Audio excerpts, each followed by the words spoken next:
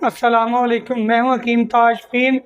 आज मैं वज़न कम करने के लिए एक अक्सरी नुस्खा लेकर आया हूं।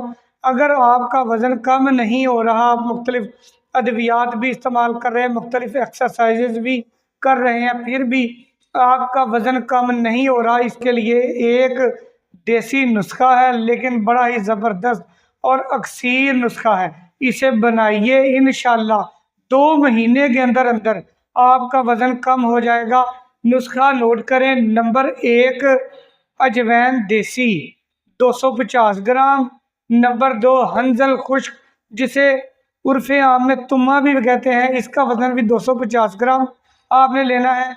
और तीसरे नंबर पर सफ़ेद ज़ीरा 125 ग्राम। तीनों अदविया का बारीक सबूत बनाना है। उसके बाद आपने आबे लीमू यानी लीमू का पानी 1 किलो लेना है और उसमें यह दवाई मिक्स कर देनी है। हर रोज़ आपने हिलाते जाना है।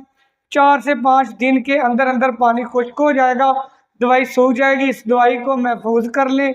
500 मिलीग्राम के कैप्सूल भर लें।